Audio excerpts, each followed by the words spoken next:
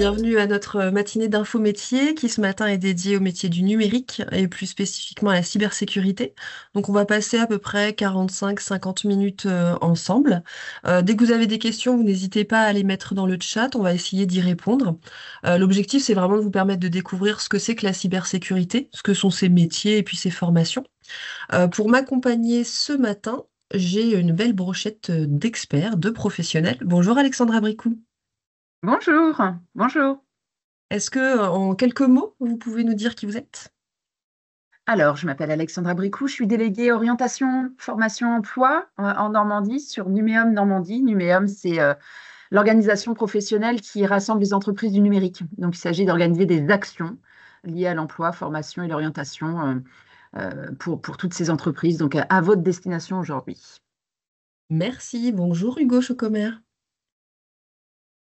Bonjour, donc je suis Hugo Chocomer, je suis chargé de projet pour l'Opco Atlas et je suis en charge du déploiement du dispositif numérique emploi sur la région Normandie, donc pour aider à l'employabilité des personnes dans le secteur du numérique. Merci. Eric Hazan vient de nous rejoindre. Bonjour Eric, on est en train de faire un petit tour de table. Est-ce que vous voulez bien vous présenter en deux mots? Oui, bien sûr. Bonjour. Est-ce que vous m'entendez bien avant tout? Très bien. Ok, super. Donc bonjour à toutes et à tous. Donc je suis Eric Hazan, le délégué de l'ANSSI, l'Agence nationale de la sécurité des systèmes d'information pour la Normandie. Et j'expliquerai sans doute tout à l'heure en quelques mots ce qu'est l'ANSSI. Merci beaucoup. Bonjour Romain Marcoux. Bonjour, moi je suis expert indépendant en cybersécurité et donc j'aide les entreprises à évaluer et à améliorer leur protection contre les cyberattaques. Merci Romain. Bonjour Justine. Oui, bonjour, je m'appelle Justine Forêt-Verdière et je suis chargée de cybersécurité au centre François Baclès. Merci, vous allez nous dire un petit peu ce que c'est tout à l'heure. Et moi-même qui suis chargée de projet à l'Agence régionale de l'orientation et des métiers. Je vous propose qu'on commence. Et pour commencer, on voulait clarifier quelque chose qui n'est pas forcément évident. Donc là, on avait une classe qui était inscrite et peut-être des scolaires qui vont regarder le replay. On va parler du secteur professionnel du numérique. Alors, qu'est-ce que c'est un secteur professionnel? C'est différentes structures, ça peut être des entreprises, des associations, qui vont produire une activité dans un même domaine. Donc là, on va parler du numérique et dans ce secteur professionnel du numérique, on va spécifiquement parler de la branche de la cybersécurité. Déjà, si on lance le webinaire, je vous propose que vous nous donniez déjà des métiers pour voir quel est votre niveau de connaissance sur le numérique et sur la cybersécurité. Donc je vous propose dans le chat de nous noter des noms de métiers pour qu'on voit un petit peu où vous en êtes de votre connaissance de ce secteur-là. Pendant que vous réfléchissez à ça, je vais tout de suite passer la parole à Alexandra Bricou qui va nous aider à décrypter ce secteur du numérique. L'autre, c'est une très bonne question. Alors, je pense qu'il va falloir que tu coupes les micros, Oh oui. pour Alex. Alors, pour rendre très simple ce secteur et sans rentrer dans les considérations techniques, pour s'adresser à tout notre public, dont des cinquièmes qui sont là, le numérique aujourd'hui sont des usages que l'on voit partout, absolument partout. Vous n'avez pas connu le temps de vos parents où on faisait tout à la mano, mais aujourd'hui, il se passe difficilement une journée sans que vous ayez votre téléphone dans la main ou que vous ayez une action numérique. Je vais prendre des exemples, hein. Vous avez besoin d'aller chez le médecin. Ça fait bien longtemps qu'on n'appelle plus l'assistante du cabinet médical, mais on va sur Doctolib et on va prendre son rendez-vous tout seul comme un grand. On a besoin de faire un virement. Vos parents ont besoin de vous faire un virement sur votre petit compte en banque. Eh bien, ils vont utiliser leur application bancaire sur leur téléphone. Tout ça vous paraît très naturel puisque vous êtes né avec ça, mais ce n'était pas le cas avant. Vous allez courir votre montre à un moment ou à un autre qui va prendre votre performance. Ça va être relié à quelque chose qui va vous donner des indications. À un moment, il y a du numérique. Donc, le numérique, c'est surtout pas juste développer des applications ou faire des jeux vidéo. C'est bien plus large que ça. C'est quelque chose qui sert aujourd'hui tous les salariés d'une entreprise, mais aussi tous nos usages personnels, hein, que ce soit aller faire nos courses via l'application Leclerc Drive ou tout ce que je vous ai déjà détaillé. Le numérique, aujourd'hui, c'est plus de 80 métiers qui n'existaient pas il y a encore pour la majorité il y a 20 ans. Donc, ce sont des métiers où vous pouvez aller parce qu'il y a du travail pour très, très longtemps. Pas besoin de retenir cette cartographie par cœur, c'est juste pour commencer à vous faire prendre conscience que dans le numérique, il n'y a donc pas que ce qu'on imagine, hein, c'est-à-dire faire des jeux vidéo ou développer, par exemple. On a essayé de cartographier les fameux 80 métiers dont je vous parlais. Vous voyez, il y a plusieurs bulles, il y en a 5. Et on a mis des grands titres autour. Celle qui va nous intéresser, c'est la bleue, plus jolie bleue d'ailleurs, selon moi, en bas, qui s'appelle cybersécurité. On va rentrer en détail là-dedans. Et elles sont toutes imbriquées, ces bulles. L'idée, c'était de vous dire que tous les métiers du numérique sont liés à un moment ou à un autre. C'est-à-dire que quand on fait de la cybersécurité, on s'adresse forcément aux développeurs et puis aux administrateurs systèmes et réseaux. C'est pas juste un métier qui ne parle pas avec les autres. Donc, ce qu'il faut retenir, c'est 80 métiers dans 5 grandes catégories, dont celle qui nous occupe aujourd'hui, dont celle très à la mode aujourd'hui liée à nos usages, tout ce qui va être cybersécurité, tout ce qui va être data, intelligence artificielle. Merci beaucoup, Alexandra. Ces métiers du numérique, il y en a qui recrutent plus que d'autres, de manière Oui, générale, là. oui, je mets un gros warning sur le rond communication digitale, puisque naturellement, c'est là où beaucoup de gens tendent à s'aller parce que c'est très sexy, hein. C'est pas là où il y a le plus de travail. Donc, quoi qu'il arrive demain, quand vous vous orienterez, attention à toujours bien vérifier que la formation que vous vivez, il y a du travail derrière, sinon ça sert pas à grand-chose. En revanche, à contrario, ce qui marche très très fort, hein, il y aura des témoignages ici, c'est la cybersécurité, puisqu'on est dans un monde aujourd'hui où les attaques sont devenues la mode pour déstabiliser tout notre système. Et puis tout ce qui est intelligence artificielle et data, qui vont être des outils qui vont nous permettre de travailler plus vite et plus précisément. Toujours évidemment un gros focus sur le développement, hein. Le développement, c'est développer des sites web, des applications. Comme on les utilise tous les jours, eh bien, il faut des gens qui produisent tout ça. Et puis tout ce qui est système et réseau aussi, bien sûr, parce qu'on peut développer les plus beaux outils. S'ils ne sont pas mis en réseau sur des serveurs, vous ne pourrez pas les utiliser. Donc il y a toute cette population-là. Donc je dirais les 4 derniers que je viens de citer, gros boom. La communication digitale, oui, c'est important, mais attention, on a aujourd'hui plus de gens formés que d'offres d'emploi sur ces thématiques-là. Merci beaucoup, Alexandra. Avant de rentrer en détail sur les formations, les compétences liées à la cybersécurité, je voudrais donner la parole à Eric Hazan pour qu'il nous éclaire un petit peu sur les enjeux et puis sur les menaces, hein, de la cybersécurité en ce moment. Merci beaucoup Alexandra. Alors, je suis désolé pour ma voix qui est un petit peu éraillée, hein. C'est peut-être le changement de saison, ou j'allais dire un virus, alors qui n'est pas informatique, mais probablement organique, hein, évidemment. En quelques instants, parce que le sujet est quand même relativement complexe et on pourrait en parler très longtemps, mais ce qu'il faut savoir avant tout, c'est que le numérique tel qu'on l'utilise aujourd'hui, les systèmes sur lesquels on s'appuie, notamment Internet, hein, et plus globalement le cyberespace, ce sont des systèmes qui ont été conçus il y a plusieurs décennies, hein, pour la plupart d'entre eux, en tout cas sur les mécanismes et un certain nombre de systèmes d'exploitation notamment. Et ces systèmes à l'époque n'ont pas été conçus pour finalement tenir compte de risques de malveillance. C'est une époque très différente de la nôtre aujourd'hui. Et c'est ce qui fait qu'on se retrouve pleinement avec de nombreuses vulnérabilités, alors qui sont systémiques, qui sont réseaux, qui sont organisationnelles. Enfin, je passerai rapidement. Et donc, c'est ce qui fait que la cybersécurité a vraiment le vent en poupe depuis de nombreuses années. L'explosion des systèmes d'information, l'explosion du numérique, et c'est l'explosion aussi des vulnérabilités, notamment logicielles. Donc ça, c'est un premier point, une mise en œuvre du contexte. En second point, les menaces. Alors, je ne vais pas m'étendre dessus parce que je n'ai pas envie de faire fuir non plus tout le panel, hein, évidemment, et sachant de surcroît que l'agence que je représente, hein, donc l'ANSSI, qui est, je le dis, hein, c'est le chef d'orchestre en matière de cybersécurité en France, hein. Il y a d'autres acteurs, hein, je pense au ministère de l'Intérieur, à la police, gendarmerie, etc. Mais à retenir quand même, le chef d'orchestre de la cybersécurité en France, c'est l'ANSSI. Et on publie un rapport sur la cybermenace chaque année, depuis un certain nombre d'années. Et le dernier, donc celui qui concerne la période de 2024, a été rendu public la semaine dernière. Donc je ne peux que vous inviter à le télécharger sur notre site internet, hein, cyber.gouv.fr. Et simplement, en quelques mots, ce rapport ne fait que confirmer les tendances qu'on observe depuis de nombreuses années, c'est-à-dire un nombre élevé de cyberattaques.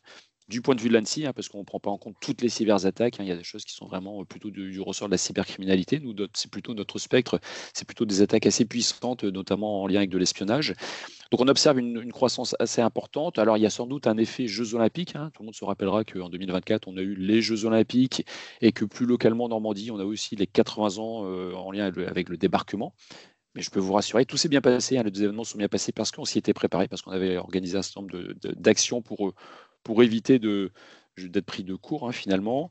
Et au-delà de ces menaces, on observe quand même une relation très forte également avec la sphère géopolitique, on va dire les choses telles qu'elles sont, c'est-à-dire que lorsqu'il y a une augmentation des conflits réels malheureusement dans le monde, il y a aussi une augmentation substantielle des conflits dans le cyberespace, en tout cas une relation très forte entre les deux, avec de surcroît quelque chose d'assez nouveau ces dernières années, enfin qui le devient de moins en moins finalement, des tentatives de déstabilisation dans ce qu'on appelle la sphère informationnelle. Je suis désolé d'utiliser des termes un peu techniques, c'est-à-dire notamment via les réseaux sociaux. Tout le monde a entendu parler des fake news, des infox, plutôt en français, etc. Et tout. Et donc tous ces éléments viennent se cumuler avec des tentatives très, très quotidiennes de déstabiliser, de venir entraver, avec des impacts notamment, alors ça c'est une question d'enjeu, sur la sphère économique. Beaucoup d'entreprises sont touchées quotidiennement, très clairement. Alors, les petites, les plus petites d'entre elles, qu'on appelle les TPE, les PME, sont beaucoup touchées, bien sûr, mais aussi les plus grandes d'entre elles, et également les collectivités territoriales. Donc, des impacts économiques, des impacts sociétaux, des impacts en matière de souveraineté. Alors ça, c'est peut-être un terme qu'on a toujours du mal à définir, mais en clair, c'est la capacité que l'État français a de conserver sa propre autonomie, ses propres capacités de décision et de défense sans qu'elles soient perturbées. C'est un peu de la souveraineté. Et finalement, ça peut vous étonner, mais la cybersécurité, vu du point de vue de l'État français, c'est des questions de souveraineté également. Parce que ne pas dépendre d'entités extérieures, ne pas dépendre d'ingénierie qui ne soit pas maîtrisée par nos services, etc., etc., c'est de la souveraineté. Et enfin, une notion de résilience, parce que on l'évoque beaucoup, on voit quand même que les conflits sont à nos portes. Il ne faut pas inquiéter la population, c'est pas forcément qu'il y aura la guerre demain, mais en tout cas, il est bon quand même de se préparer. Alors vous savez, il y a un adage latin qui dit si vis pacem para bellum, c'est-à-dire si tu veux la paix, prépare la guerre. Ben, c'est à peu près ça en fait. L'idée, c'est être résilient, et être résilient sur nos systèmes d'information, c'est mettre en œuvre un certain nombre de mesures d'hygiène qu'on qualifie ainsi, donc au moins un minimum de fondamentaux, des choses assez simples finalement, et puis se préparer finalement à quand même devoir subir un incident et comment réagir en cas d'incident. Donc aujourd'hui, c'est l'état d'esprit quand même qui gouverne finalement la façon dont on aborde le sujet. On sait qu'il y a des vulnérabilités, on sait qu'il y a des attaquants cybercriminels, mais comme de niveau étatique, donc c'est assez cumulatif, et on sait également qu'on doit se préparer, pas dire au pire, mais en tout cas se préparer pour ne pas être pris au dépourvu. Voilà en quelques mots, très rapidement, si je puis dire, le panorama. Alors, je le redis, ne vous inquiétez pas, il y a rien. Il y a plein de solutions, il y a plein d'outils qui existent aujourd'hui. L'ANSSI en propose plein, notamment, je pense à un diagnostic qui s'appelle Mon Net Cyber, etc. Donc, on n'est pas dépourvu, on ne reste pas inactif, et ça, c'est la bonne nouvelle. Et c'est en lien aussi avec ce sujet-là, finalement, c'est qu'il y a plein de potentialités, plein de possibilités en termes de métiers, en termes de formation, et plein d'évolutions dans ces métiers. Donc, je ne peux que vous encourager à vous pencher sur le sujet, et je suis persuadé que vous trouverez j'allais dire, chaussures à votre pied, en tout cas des éléments en matière de cybersécurité qui ne peuvent que vous intéresser. Merci beaucoup Eric. La transition est parfaite avec Hugo, puisqu'on va aborder plus en détail la cybersécurité, notamment en Normandie, et notamment ses compétences et ses formations. Hugo, je te laisse la parole. Merci beaucoup. Et donc, pour le focus sur la cybersécurité, donc comme le disait Alexandra tout à l'heure, c'est un secteur qui recrute énormément. Donc, on voit aujourd'hui qu'il y a environ 15 000 offres d'emploi sur toute la France, dont 1% en Normandie. C'est vrai que la Normandie n'est pas forcément la région la plus développée, mais il faut quand même voir que c'est quasiment la moitié des offres d'emploi qui sont sur Paris, et de la Normandie à Paris, c'est quand même très rapide. C'est un secteur qui a plus 32% d'offres d'emploi sur un an. Donc, c'est vraiment un secteur qui grandit tout le temps. Parmi les principaux secteurs qui emploient des personnes dans la cybersécurité, on va retrouver évidemment les entreprises en informatique et numérique. On va également trouver les industries aéronautiques, spatiales et défense. Et donc là, en Normandie, on a quand même une belle carte à jouer parce que nous avons beaucoup d'entreprises dans l'aéronautique et notamment une grosse entreprise dans le spatial. Et ensuite, nous avons tout ce qui va être la protection et les solutions spécialisées en cybersécurité, donc les entreprises qui donnent des solutions contre les hackers, par exemple. Nous avons également ensuite dans les autres cursus, forcément la santé, l'énergie. Nous avons en fait tous les domaines qui sont représentés, tout simplement parce qu'aujourd'hui toutes les entreprises peuvent se faire hacker. Donc aujourd'hui on ne se dit plus est-ce qu'on va se faire hacker, mais quand est-ce qu'on va se faire hacker. Donc tout le monde doit se protéger, bien évidemment. Et ensuite pour les contrats proposés, donc là on a 72% de CDI. C'est quand même des métiers qui sont très sécurisés et dans lesquels on peut bien s'intégrer. Alors CDI, pour s'il y a des jeunes, des scolaires qui nous regardent, contrat à durée indéterminée, donc c'est un peu le Graal de certains, c'est-à-dire que c'est un emploi, voilà, pour la vie quasiment. Merci beaucoup. Donc, pour les compétences clés évolution, on va passer assez rapidement sur cette slide, tout simplement parce que c'est des choses que vous aurez l'occasion de découvrir bien après. Mais en tout cas, aujourd'hui, ce qu'il faut retenir pour les compétences pour aller dans la cybersécurité, plus majoritairement dans l'informatique et dans le numérique, c'est évidemment avoir des compétences techniques en informatique. Là-dessus, on reste évidemment sur la base. Savoir gérer des crises, surtout dans la cybersécurité. Si par exemple, à un moment, il y a un crash sur tous les ordinateurs d'une entreprise, il faut savoir réagir de manière logique et surtout calme pour régler les problèmes. Des compétences en programmation, donc là, c'est savoir tout simplement programmer des ordinateurs, des logiciels, des applications.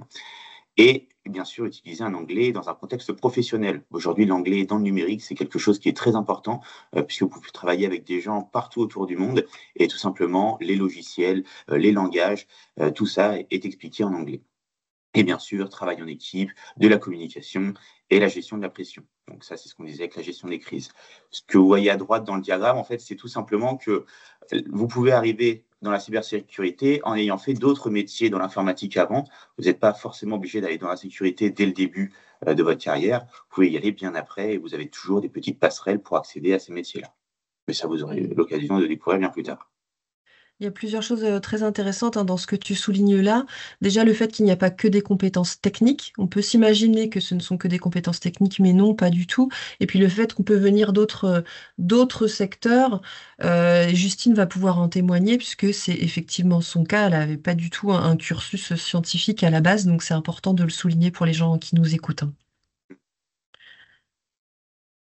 On passe Et aux donc, formations, c'est ça? exactement. Et donc là, on va pouvoir justement parler un petit peu plus du fait qu'on n'est pas forcément obligé d'aller directement dans la cybersécurité. Alors là, on n'a que les formations qui sont supérieures au bac. Donc vous avez quatre grands domaines. Donc en rouge en bas, les lycées publics et privés, l'université, les écoles d'ingénieurs et les écoles privées. Dans le lycée public, vous avez les BTS, donc le BTS qui est un diplôme qui se passe dans un lycée, ou alors les CPGE. Alors ça, ce sont des classes préparatoires qui permettent d'accéder ensuite à d'autres études.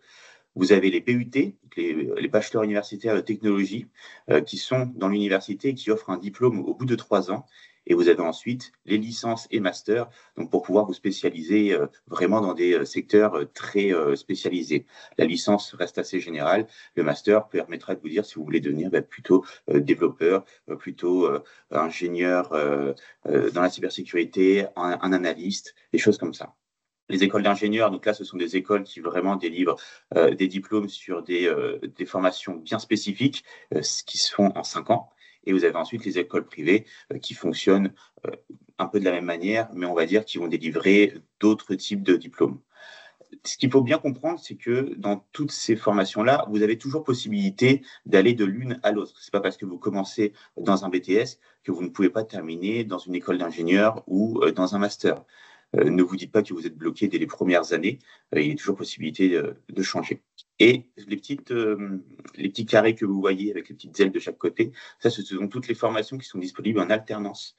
L'alternance, ça permet 2 choses très importantes. La première, c'est de gagner des sous, tout simplement, à côté de ses études, ce qui peut être pas mal. La deuxième, c'est que quand vous sortez de vos études, vous avez déjà de l'expérience, ce qui fait que quand vous arrivez sur le marché de l'emploi, vous n'êtes pas seulement un débutant.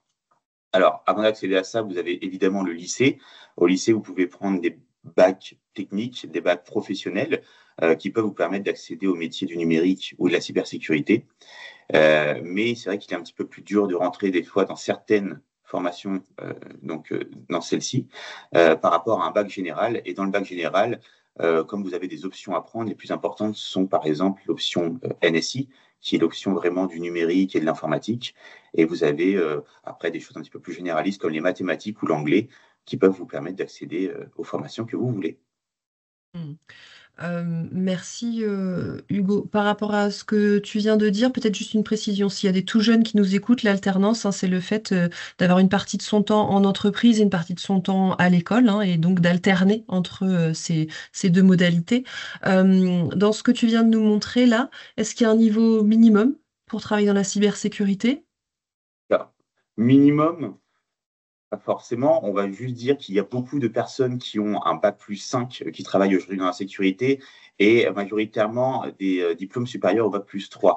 Cependant, effectivement, il y a énormément de métiers dans la cybersécurité. On peut y accéder avec tout type de diplôme, mais on va dire que pour évoluer dans ce secteur, il vaut mieux quand même sortir avec soit un bac+5 ou minimum un bac+3. Mmh. Vous êtes tous d'accord là-dessus, hein, assez unanime sur le fait qu'il y a un niveau minimum, hein. Je vois tout Ouais. le monde hocher. Ouais. Il est important de dire, en effet, je sais qu'il existe un bac pro cyber, je crois Oui, d'ailleurs. tout à Il est fait. quand même hyper important de dire que il faut pas imaginer pouvoir travailler dans la cybersécurité avec ce seul bac pro. C'est-à-dire que ça sera, on mettra le pied dedans, hein, mais il n'y a pas une entreprise qui vous embauchera avec seulement ce niveau pour des raisons évidentes de sécurité. En fait, une entreprise a besoin de verrouiller que la personne qui va s'occuper de sa sécurité, il y a un certain nombre de compétences. Et le bac pro ne suffira pas, hein. Donc, c'est C'est une une porte première d'entrée étape vers pour la ensuite suite. aller pour aller sur autre chose. Tout à fait. Ok. Eh ben, n'hésitez pas à poser des questions dans le chat, hein, si vous avez des questions sur les formations, sur les compétences qu'on a évoquées, puisque là, on va partir sur la partie témoignage avec Romain Marcoux qui va nous expliquer son parcours, son quotidien. Bonjour Romain. Bonjour. Donc, je me représente Romain Marcoux, je suis donc expert en cybersécurité indépendant. Donc, j'ai 39 ans. Alors, moi, mon parcours, j'ai fait un bac S, qui était à l'époque un bac S. Donc, pour les plus jeunes d'entre nous, ça correspond maintenant à prendre le bac avec les options, entre guillemets, plutôt maths physique. Et c'est un conseil que je donnerais globalement, parce que en fait, globalement, dans tous les métiers de l'informatique, on a en général ces options qui permettent d'accéder aux différentes filières. Après, j'ai fait ce qu'on appelle toujours les IUT. Donc à l'époque, c'était en 2 ans, maintenant c'est plutôt en 3 ans. Et comme j'étais dans les premiers de ma promotion de d'IUT, j'ai pu accéder à une école d'ingénieur. Donc j'ai un master, donc l'équivalent d'un master 2, d'un bac+5, donc diplôme d'ingénieur en informatique. Donc j'ai commencé à travailler et puis après je me suis spécialisé dans la cybersécurité par l'expérience. Et voilà, maintenant ça fait 14 ans que je travaille dans la cybersécurité. Donc mon quotidien, ça consiste en 2 choses globalement. C'est d'évaluer le niveau de protection des entreprises contre les cyberattaques, si elles sont mal protégées, si elles sont moyennement protégées, si elles sont bien protégées. Et, de, et en fonction donc, de ce niveau de protection, bah, repérer les points d'amélioration. Et après aussi, donc mon deuxième travail, c'est d'aider les entreprises à mieux se protéger contre les cyberattaques. Donc, en déployant des solutions qu'elles n'ont pas, ou en optimisant, en améliorant la configuration des solutions qu'elles ont déjà. Tout ça donc pour améliorer les protections. Donc, une protection concrètement, ça va être quoi? C'est-à-dire que le cyberattaquant, il va vouloir compromettre l'entreprise pour lui voler ses données, pour les prendre en otage. Et donc, on va mettre des filets, comme un peu des filets de pêche, des filets pour retenir, pour bloquer l'attaquant. Donc, il va peut-être réussir à passer à travers les mailles du premier du filet, du deuxième filet. Mais voilà, le but, c'est d'en mettre le plus possible de protection pour le décourager, parce que ces cyberattaquants, ils ont un modèle économique. Il faut qu'ils fassent le plus de victimes possible, qu'ils arrivent à exfiltrer le plus de données possible. Et ainsi, ils vont pas mettre autant d'énergie à compromettre, par exemple, une petite entreprise qu'une plus grosse. Donc voilà, le but, c'est vraiment, le risque zéro n'existe pas, le risque zéro n'existe pas. Le but, c'est vraiment de se protéger par rapport à son niveau de contexte pour décourager les attaquants et donc, voilà, pour qu'ils trouvent malheureusement une autre victime. Donc voilà mon travail. Donc concrètement, qu'est-ce que je fais? Donc moi maintenant, je suis assez expérimenté. Je travaille avec des clients sur toute la France. Je suis quasiment tout le temps en télétravail. Mais donc à l'époque où j'étais salarié, et c'est le cas de quasiment tous mes collègues, j'étais tout en bureau. J'apprenais beaucoup de mes collègues, hein, on apprend beaucoup de choses à l'école, mais on apprend, et c'est le cas dans quasiment tous les métiers, hein. La formation vous permet d'avoir les bases du métier, de comprendre, d'apprendre votre métier, mais c'est par l'apprentissage, c'est par l'expérience, par le travail qu'on se perfectionne et qu'on apprend le plus son métier. Et c'est pour ça que c'est important d'être en présentiel au bureau avec ses collègues pour apprendre d'eux. Donc il y a deux types de collègues, il y a deux types de façons de travailler. Soit on est, entre guillemets, on travaille pour plus ou moins gros client, on est à plein temps avec eux. Donc là, c'est ce qu'on va appeler de la régie, c'est ce qu'on va appeler aussi, voilà, c'est la prestation, on va dire, des contrats long terme. Ou alors, on va être plutôt ce qu'on appelle au forfait, c'est-à-dire qu'on va faire des petites missions pour différents petits clients, ou alors des missions des expertises ou aussi pour des gros clients. Et moi, c'est plutôt ce que je fais. C'est-à-dire que sur une journée, je vais travailler potentiellement pour un seul client, mais il y a des fois, souvent, il y a des journées, je vais travailler pour 2, 3, 4, voire 5, 6 clients. Je vais avoir plusieurs réunions qui vont s'enchaîner dans la journée. Je vais traiter plein de petits sujets et avancer sur plein de petits sujets. Et d'autres jours, je vais bosser toute la journée pour le même client. Voilà. Donc, la cybersécurité, c'est un sujet de fond.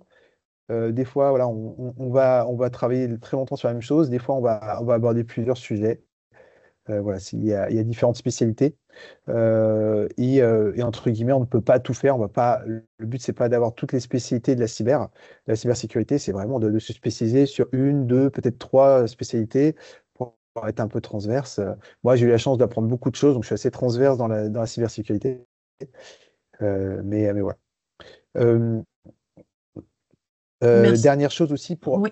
ici, juste pour finir, hein, pour que les plus jeunes d'entre eux se projettent, la cybersécurité, donc comme disait avant l'autre personne, c'est pas forcément, on n'a pas besoin d'être premier de la classe pour réussir, hein. Moi, moi, au collège, au lycée, j'étais un élève moyen, j'étais pas premier de la classe, j'étais pas dernier non plus.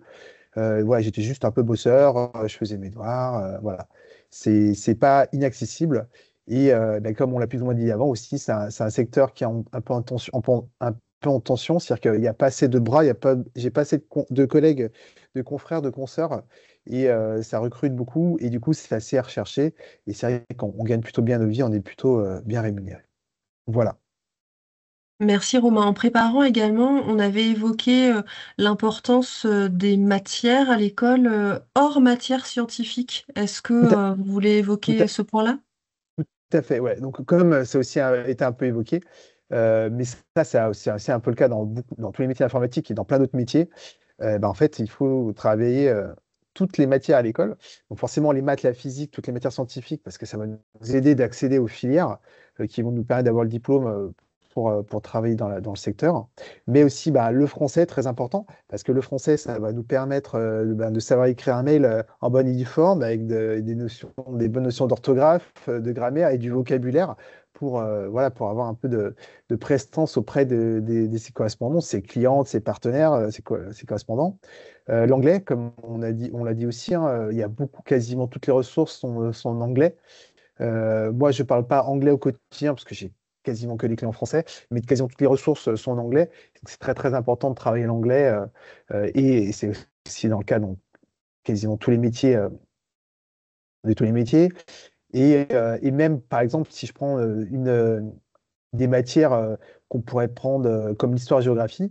L'histoire-géographie, en fait, ça permet de comprendre le monde dans lequel on vit et surtout dans l'état actuel, avec l'actualité géopolitique, ça permet de comprendre le monde dans lequel on vit et en fait, le contexte géopolitique est directement lié à la recrudescence, à l'augmentation forte des cyberattaques. Quand Eric, tout à l'heure, parlait des JO et le fait qu'on a réussi à contrer toutes les cyberattaques qu'on a eues, en fait, toutes les cyberattaques que l'Europe et la France subissent depuis de nombreuses années, ben, elles viennent de plein de pays, de Chine, d'Iran par exemple, de Corée du Nord, mais essentiellement de Russie. Donc voilà, c'est tout un contexte géopolitique qu'il faut comprendre et ça, l'histoire géo aide beaucoup. Merci beaucoup. Et peut-être une dernière question. On avait aussi parlé en préparant de casser les idées reçues. Qu'est-ce que ça n'est pas la cybersécurité? On a souvent des idées préconçues dessus. Est-ce que vous pouvez comme ça casser un mythe ou deux sur ce que Oui, ça tout n'est à pas? Est-ce fait. que c'est... Alors, dans l'informatique en général et la cybersécurité, on a un peu une image alors, en anglais de nerds, c'est-à-dire de geek qui passe son temps derrière l'ordinateur. Ouais, il faut casser un peu l'image que ça a, parce qu'en fait, bah, l'informatique, c'est un métier de passion, hein. Moi, c'est un métier de passion pour moi, et tous mes confrères et consoeurs, c'est un peu pareil. Et il faut savoir qu'il y a énormément de femmes qui travaillent dans la cyber, mais pas assez. Malheureusement, il n'y a que 20% de femmes dans la filière informatique en général, dans la cyber. Et il en faudrait beaucoup plus. Donc, c'est pour ça que je m'adresse à toutes les femmes et jeunes filles qui nous écoutent que, en fait, l'informatique et la cybersécurité, c'est pas du tout un métier d'homme, même si malheureusement, on voit beaucoup d'hommes à la télé qui en parlent. C'est aussi un métier de femme, on les voit moins. Et il en faut plus. Et pour la petite histoire, en fait, quasiment toutes les bases de l'informatique ont été inventées par des femmes. Le premier algorithme informatique en tant que tel, bien avant l'invention du premier ordinateur au milieu du 19e siècle, c'était Ada Lovelace. Le premier programme qui a été réalisé pour le premier ordinateur, l'ENIAC, c'était 6 mathématiciennes de l'université de Pennsylvanie. Les premiers langages comme le COBOL et d'autres langages informatiques, c'était inventé par des femmes. Une technologie de radio qui est utilisée dans tout, dans le Wi-Fi, dans le Bluetooth, dans le GPS, c'est Eddie Lamar, une américaine qui l'a créé dans les années 30-40. Donc voilà, les bases informatiques, ça a été inventé par des femmes qui ont été invisibilisées, malheureusement, qu'on n'entend pas du tout parler, même, sauf si on va sur Wikipédia.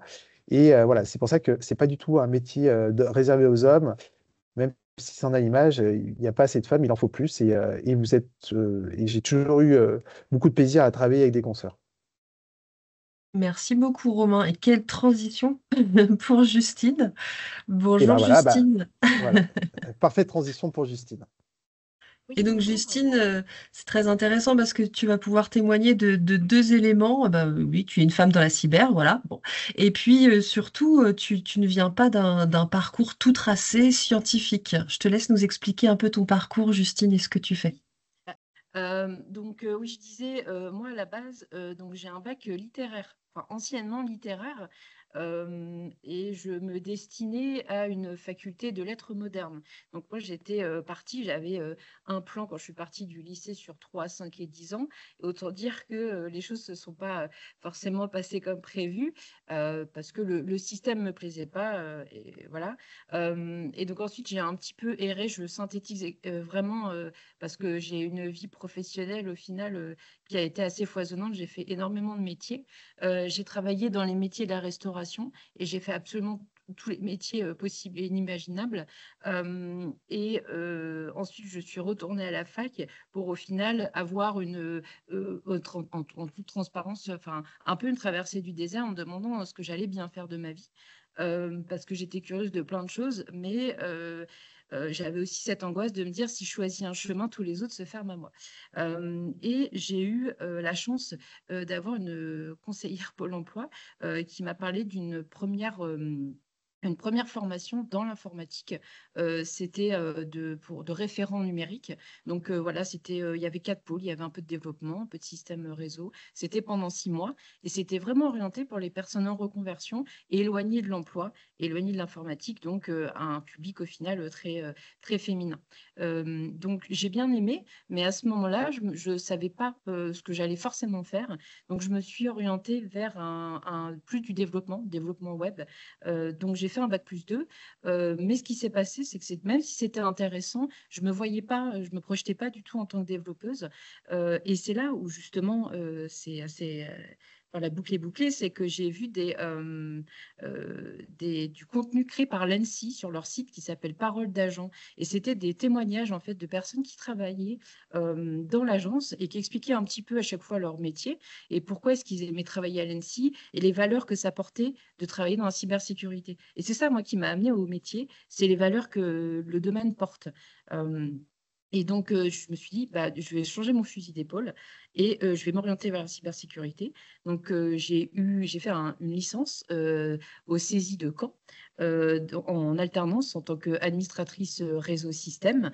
Et j'ai enchaîné sur un master, toujours au CESI, de manager en infrastructure et cybersécurité des systèmes d'information.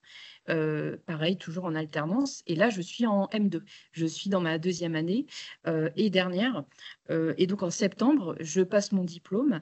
Au total, j'aurais eu 5 ans en alternance, donc 4 ans en cybersécurité et 1 an en tant que développeuse, à l'âge vénérable de 36 ans. Donc, voilà. Ça, c'est tout mon parcours. Donc, pour vous dire que Je pense qu'en cybersécurité, effectivement, il n'y a pas forcément de raccourci. Par contre, il y a des passerelles. Et clairement, on peut arriver d'à peu près n'importe où. D'autant plus que s'il y a bien quelque chose qui s'apprend, c'est la technique. Bon, je sais qu'on s'en fait toute une montagne, mais voilà, ça se fait bien. Du coup, actuellement, moi, je travaille pour le centre François Baclès depuis décembre dernier. J'ai commencé en décembre donc dernier. Le centre François Baclès, c'est un centre de lutte contre le cancer. Il y a une fédération qui s'appelle au plan national, qui s'appelle Unicancer. Il y a 18 établissements qui sont spécialisés contre la lutte, dans la lutte contre le cancer. Donc, dans notre établissement, donc évidemment, il y a une partie hôpital, mais il y a une partie aussi, il y a un pôle recherche et il y a un pôle aussi formation. Donc, on est environ 1200 employés. Et l'année dernière, il y a un peu plus de 27 000 patients qui ont été reçus. Donc, c'est un pôle central, régional pour la lutte contre le cancer. Donc, pour la cybersécurité, on a 2 postes. Il y a le RSSI, donc, qui est responsable de la sécurité de l'établissement, de la cybersécurité de l'établissement, et moi, qui suis chargée de cybersécurité. Donc, mes missions, il y a plusieurs choses. Il y a de la sensibilisation pour les utilisateurs, parce que la technique, c'est bien, mais s'il n'y a pas de culture cyber, c'est compliqué. La conformité, par exemple, il y a un métier, un service qui a besoin d'une nouvelle brique, d'un nouveau logiciel, d'un nouvel outil. Moi, je dois être en capacité de dire, de donner la maturité, est-ce que c'est OK ou pas, grosso modo, et aussi la gouvernance, on va dire. C'est-à-dire qu'au niveau de la direction, comment est-ce que sur le terrain, on fait vivre, entre guillemets, la cybersécurité, la stratégie. Là, c'est plutôt le niveau stratégique. Et pour vous donner des missions actuelles que je fais, des projets pour vous. Donc, il y en a 2. On en a eu le mois dernier. On a eu un exercice à la gestion de crise cyber. Justement, on en parlait. Donc là, c'était toute la direction et une partie de la DSI, donc du service informatique. On a simulé une attaque. Donc là, c'était plus pour voir est-ce que nos procédures suivent bien, est-ce qu'on arrive bien à communiquer, comment est-ce que les personnes sous stress, même si c'est un exercice, réagissent, etc. Donc c'était super intéressant. Et en ce moment même c'est vraiment très récent, on a une analyse de risque à créer sur les risques liés à l'IA, à l'intelligence artificielle. Et je ne parle pas forcément de ChatGPT, Midjourney, etc.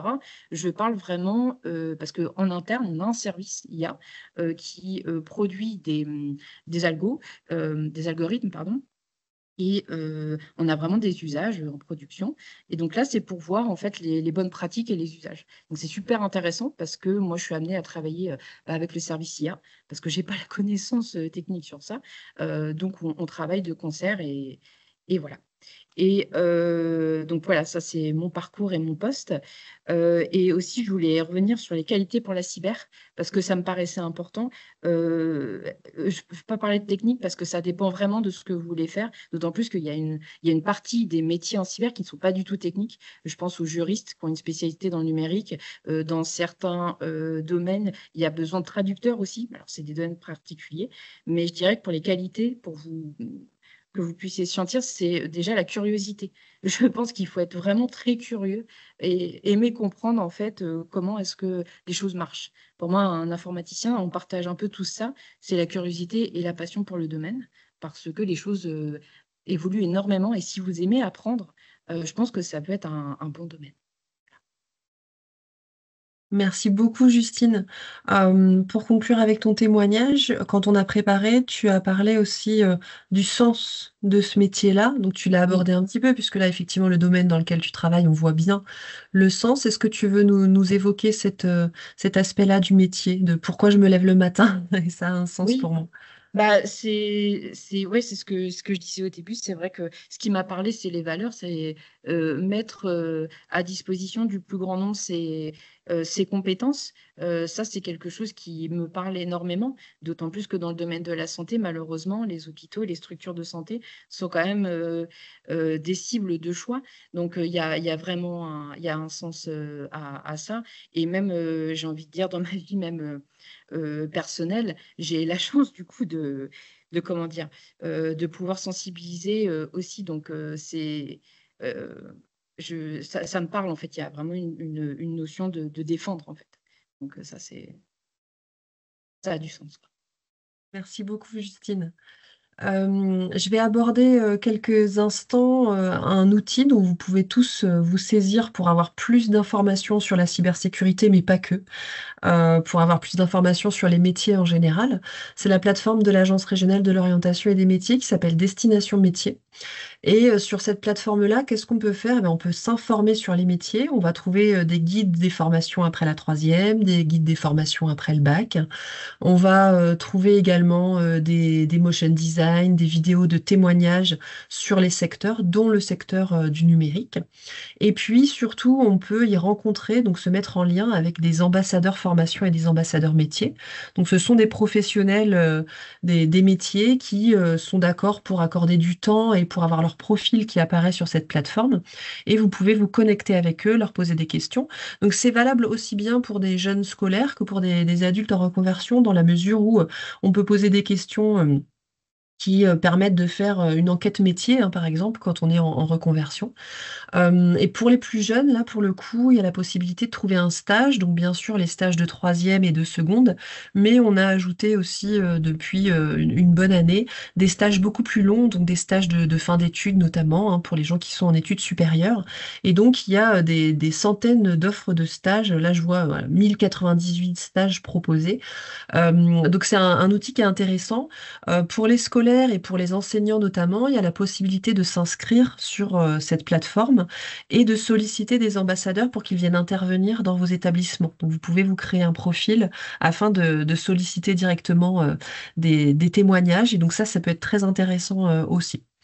Donc je ne vais pas passer plus de temps sur cette plateforme, mais surtout si vous avez des questions, vous n'hésitez pas à nous les poser. Là, je vais laisser un petit peu de temps si vous avez des questions plus précises. Je sais que notamment les scolaires, quand ils ont préparé cette rencontre, avaient des questions sur est-ce qu'il y a des poursuites d'études après le bac? Donc là, on y a déjà partiellement répondu.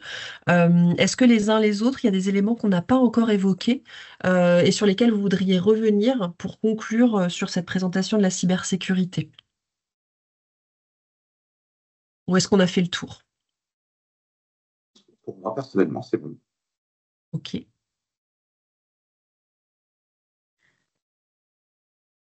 Non, juste, oui, ben, ça a été déjà évoqué, mais l'alternance, et effectivement, Mhm. ça, c'est un point qui a été bien dit. La cybersécurité, je conseille vraiment quand même des cursus où vous apprenez sur le tas. Parce qu'effectivement, la théorie, c'est bien, mais c'est un métier où on est quand même dans un contexte particulier et il n'y a pas meilleure expérience que celle du terrain. Donc, je vous Mhm. conseille quand même de l'alternance ou alors des longs stages, mais on apprend sur le terrain dans ce métier-là. Mhm. Il y a une question dans le chat. Avez-vous des idées de début d'apprentissage? Comment entrer en matière dans la cybersécurité? Alors, tu as partiellement répondu, Justine, en évoquant que toi, tu étais rentrée par des témoignages sur le site de l'ANSSI. Est-ce que vous avez d'autres pistes à apporter aux gens qui nous écoutent, qui voudraient découvrir le secteur?